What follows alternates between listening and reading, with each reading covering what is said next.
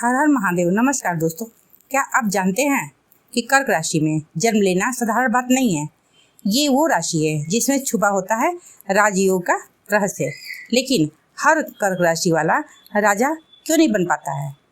क्यों कुछ लोग शिखर तक पहुंचते हैं और बाकी लोग संघर्ष करते रह जाते हैं? आज के इस वीडियो में मैं आपको बताऊंगी कर्क राशि के राजयोग का पूरा सच। कर्क राशि का राजयोग कब बनता है, कैसे बनता है, कब सक्रिय होता है और किन किन ग्रहों के मदद से बनता है, कौन कौन से ग्रह इसमें जादू करते हैं और क्या दान पुण्य करके आप इसको सक्रिय कर सकते हैं और राजा जैसा जीवन पा सकते हैं। तो वीडियो के अंत तक जरूर बने रहिए, क्योंकि हो सकता है ये राजयोग आपके अंदर, आपकी कुंडली में हो। कर्क राशि, क्या आपकी कुंडली में राजयोग है? तो आज इसी बात पे चर्चा करेंगे कि जाने कैसे रातों रात बदलेगा कर्क राशि वालों का भाग्य।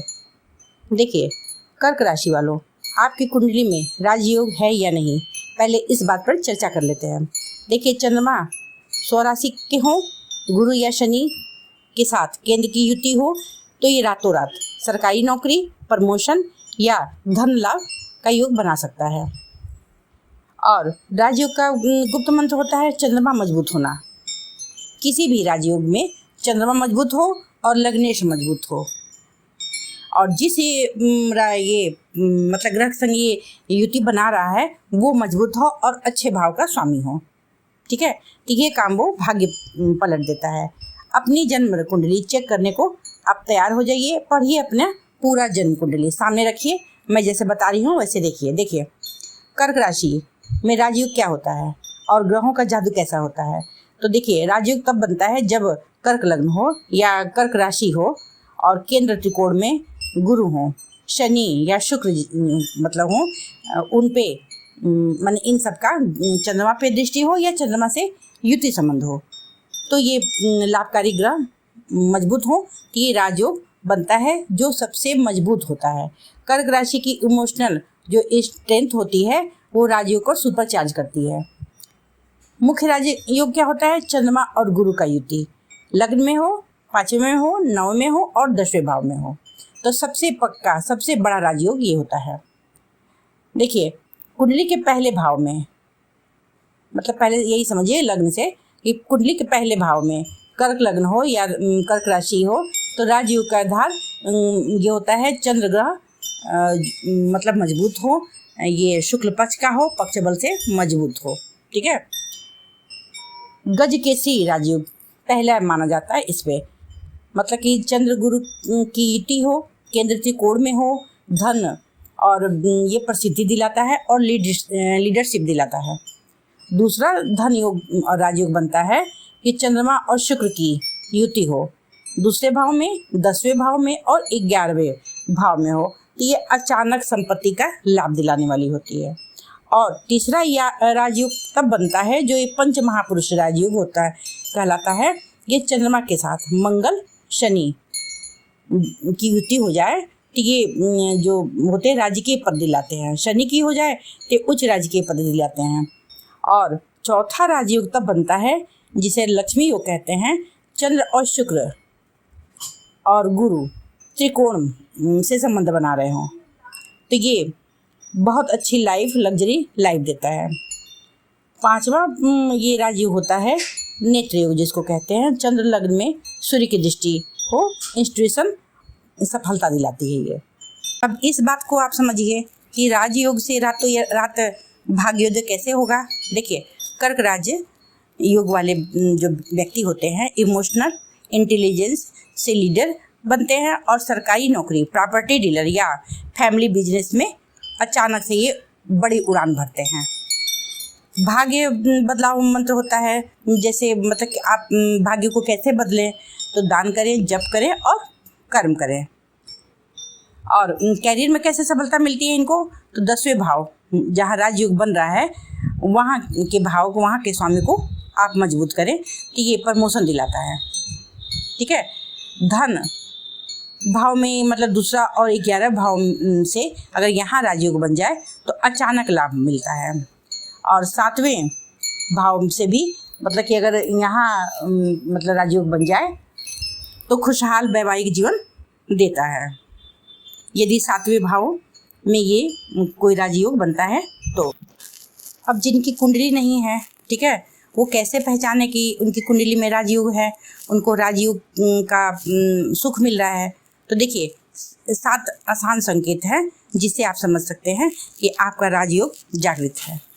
जैसे मतलब माता का हमेशा सपोर्ट मिलेगा, उनका हमेशा आशीर्वाद मिलेगा, है ना। और दूसरा है इसकी पहचान कि जो आप सपना देखेंगे, जो भी आप सोच रहे हैं कि हम ये बन जाए, चाहे हम ये करेंगे, वो सच होने लगेंगे या सच होते होंगे। अचानक प्रमोशन की स्थिति बन जाएगी, बिना मेहनत के अवसर प्राप्त हो जाएगा आपको।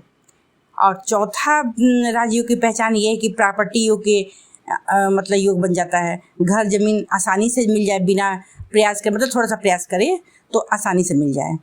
और 5वां राजयोग की पहचान ये है कि लीडरशिप आपकी बहुत अच्छी हो, लोग खुद आपको फॉलो करें, आपको ज़बरदस्ती किसी के पीछे ना पड़ना पड़े, ठीक है। और 6ठा राजयोग की पहचान ये है कि धन संचय में आपकी मदद हो, जैसे पैसा खुद ही खुद आपको आकर्षित कर रहा हो, आपका पैसा खुद ही जमा हो जा रहा हो, ठीक है। और 7वां राजयोग की पहचान ये है कि मान सम्मान में वृद्धि हो, आपकी सम्मान प्रतिष्ठा समाज में, सोसाइटी में हाई लेवल की हो। कर्क राशि में राजयोग कैसे चेक करें? इसको पहले चेक कर लीजिए। चंद्रमा केंद्र में हो, त्रिकोण में हो, गुरु शनि मजबूत हो, कुंडली के सॉफ्टवेयर यूज करके इसको पता कर लीजिए। कर्क कुंडली राजयोग से क्या लाभ होता है? मान लीजिए कि आपकी लग्न कुंडली से राजयोग नहीं बन रहा है, तो आप चंद्र कुंडली को, मतलब चंद्रमा जहाँ बैठा है उसको लग्न बनाइए, उससे आप देखिए कि चंद्र कुंडली से क्या राजयोग आपका बन रहा है, ठीक है। तो अगर कर्क कुंडली से राजयोग बन रहा है तो रातों रात आपको करियर में, धन की उन्नति में और प्रसिद्धि में बहुत बड़ी उड़ान मिलेगी। आपके कुंडली में राजयोग तो है, लेकिन उसका फल कम मिलेगा, उसका प्रभाव कम मिलेगा। तो देखिए, गुरु की महादशा हो, उसमें चंद्रमा की अंतर्दशा हो, या गुरु की महादशा हो, शनि की अंतर्दशा चल रहा हो, गोचर में चल रहे हो, या शनि क्या चल रहा हो, उसमें गुरु की अंतर्दशा मतलब कि प्रत्यंतरदशा हो, या गोचर में हो, या चंद्रमा की हो, तो यह राजयोग फल देगा। अब मान लीजिए किसी के कुंडली में राजयोग हो और वो एक्टिव ना हो, कभी कभी होता है ना कि केंद्र में अप्सरा राशि के ये ग्रह हो या उच्च के ग्रह हो, तो पंच महापुरुष के हंस योग बन जाता है, लेकिन वो उसका फल नहीं मिलता है, है ना। तो अगर ऐसी स्थिति हो तो उसके लिए क्या करना चाहिए? उसको जागृत कैसे करें? हो सकता है कभी कभी वो जागृत नहीं हो, ग्रह मजबूत ना हो, ठीक है। आप तो देखिए कि हमारी कुंडली में राजयोग है पंच महापुरुष का, चाहे कोई भी, मतलब आपको उसका फल ना प्राप्त हो रहा हो, ठीक है।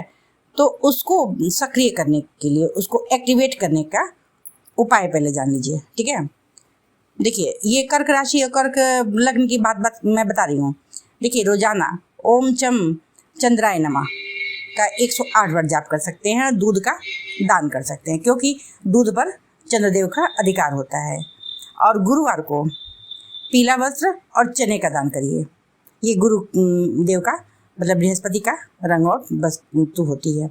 और पूर्णिमा के दिन चांद को दूध अर्पण करें, मतलब अर्घ दे चांद को। और मोती रत्न ज्योतिषी की सलाह लेके ही धारण करें, ऐसे मेरे कहने पे नहीं, क्योंकि चंद्रमा की स्थिति आपकी अच्छी होनी चाहिए, ठीक है। और मंत्र, महामृत्युंजय मंत्र का आप मतलब रोजाना 21 बार, 51 बार, 108 बार जाप कर सकते हैं।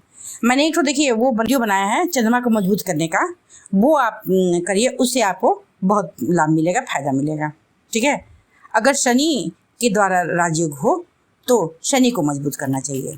तो दोस्तों, अब आप समझ चुके होंगे कि कर्क राशि का राजयोग कोई साधारण योग नहीं है, ये तब बनता है जब सही समय, सही कर्म और सही ग्रहों के साथ मिलता है। अगर आपकी कुंडली में ये योग है और सक्रिय नहीं है तो इस वीडियो को देख के जो मैंने उपाय बताए हैं उसको करिए और उसको सक्रिय करिए, तो आपको कोई रोक नहीं पाएगा। बस ज़रूरत है खुद को पहचानने की और सही दिशा में मेहनत करने की। अगर आपको ये जानकारी पसंद आई हो तो वीडियो को लाइक करें और शेयर करें, और चैनल पर यदि नए हों तो सब्सक्राइब करना ना भूलें। ऐसे ही रहस्यमयी ज्योतिष ज्ञान के लिए चैनल पर बने रहें। लेकिन कमेंट में ज़रूर बताएं, क्या आप कर्क राशि के हैं और क्या आपने अपने जीवन में इस राजयोग का असर महसूस किया है? तो इंतज़ार रहेगा आपके कमेंट का। जी धन्यवाद।